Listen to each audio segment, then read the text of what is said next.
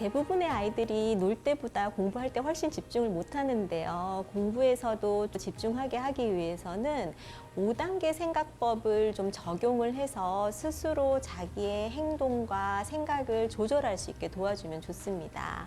1단계에서는 자기가 해야 될 일이 무엇인지 문제를 정의하는 단계.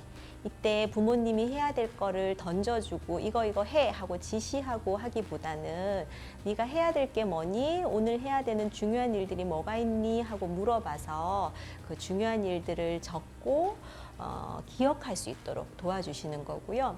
두 번째는 계획을 만드는 단계예요.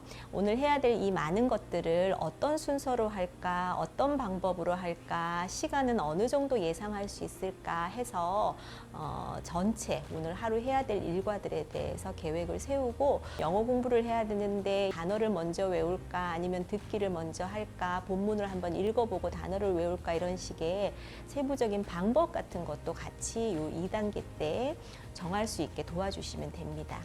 이렇게 1단계, 2단계까지 부모님이 도와주신 후에는 이제 손을 좀 떼고 계획한 대로 본인이 실천할 수 있게 해주시면 좋고요.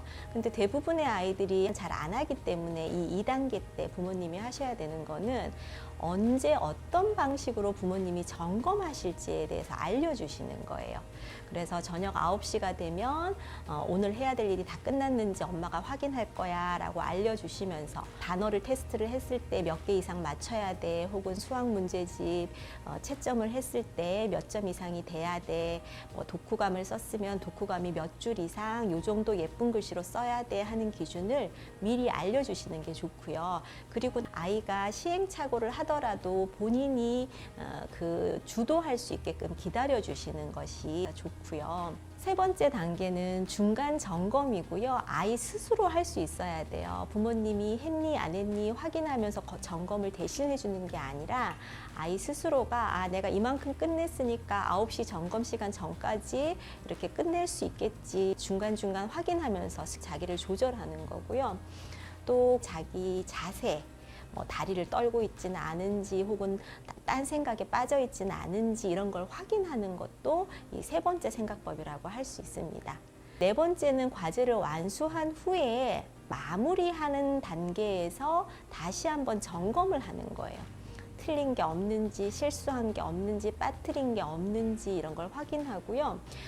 저학년 아이들이라면 맞춤법이나 연산에서의 실수, 마지막에 마침표를 찍었는지 꼼꼼히 살펴보는 게 해당이 될 것이고, 고학년 아이들의 경우에는 공부한 것 중에 어떤 게 중요하고 어떤 게 덜 중요한지, 그래서 어떤 게 시험 문제에 나올 법하고 이런 걸 구분해 보는 거, 그리고 또 본인이 완벽하게 아는 것과 조금 어설프게 아는 것, 이런 걸 구분하기 위해서 과제 전체 과정을 다시 한번 보면서 체크해 놓는 게 네 번째 생각법이에요. 네 번째 생각법을 적용할 때 아이 스스로가 채점하고 또 자기가 모르는 부분을 체크하고 이럴 수 있게 하고, 아이에게 그 공을 넘겨주시는 것이 부모님이 대신해 주는 것보다 훨씬 좋습니다.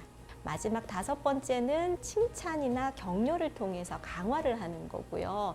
이때 부모님들이 적극적으로 칭찬을 해주시면 더 좋고, 또 아이 스스로에게 잘했어 하고 강화를 해줄 수 있게 도움을 주시면 됩니다.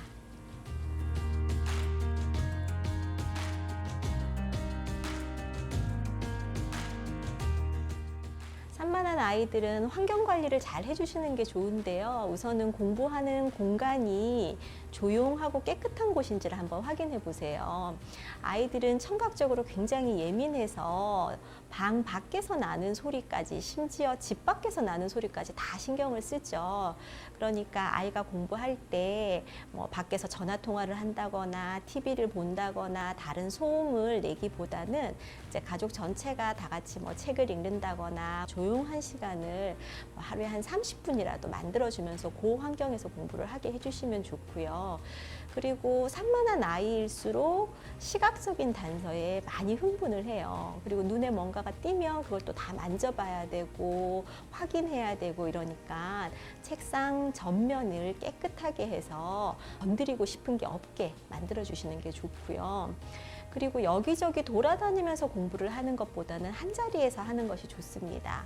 아이가 뭘 모르겠다 그러면 식탁으로 가지고 나와봐, 혹은 마루에 상을 펴봐, 막 이렇게 하시기보다는 엄마가 혹은 아빠가 아이 옆으로 가서 아이 책상에서 공부를 할 수 있게 도와주시고요. 또 책상에서 너무 많은 걸 하게 하시는 것도 안 좋아요. 간식 같은 거 가볍게 가져다 주시기도 하는데 그럴 때 그냥 밖으로 부르시는 게 좋고요. 책상에서는 딱 공부만 한다. 이런 습관을 들여주시는 게 좋습니다. 그리고 산만한 아이들일수록 집중하는 시간이 짧기 때문에 과제를 짧게 제시하시는 게 좋은데 저학년 아이는 한 20분 내외, 그리고 초등 고학년 아이라면 30분 내외, 그리고 중고등학생 아이라면 한 40분 내외 정도를 적정 시간으로 정하시고요.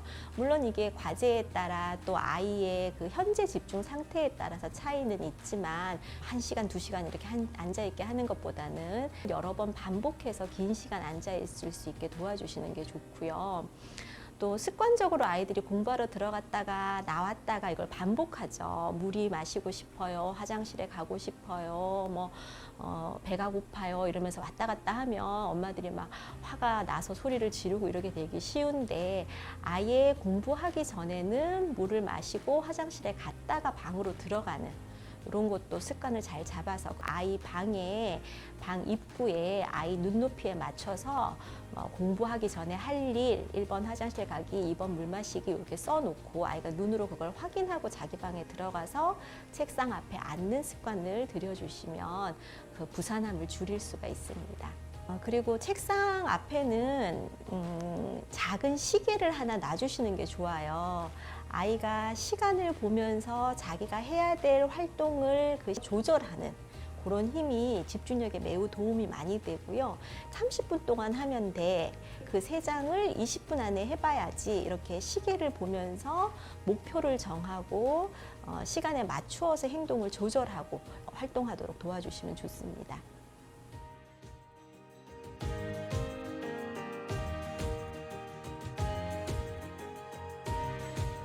아이한테 지시를 잘 해주시는 게 아이가 그 말에 집중하는 데 도움이 될 텐데, 지시를 잘 한다라는 거는 분명하게 지시를 하는 거예요.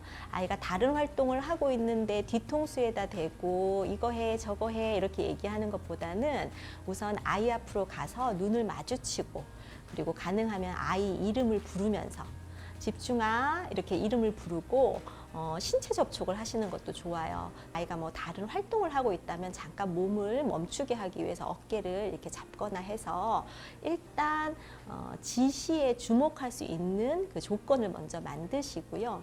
그리고 지시는 길게 반복적으로 하는 것보다는 짧게 구체적으로 해주시는 게 좋습니다.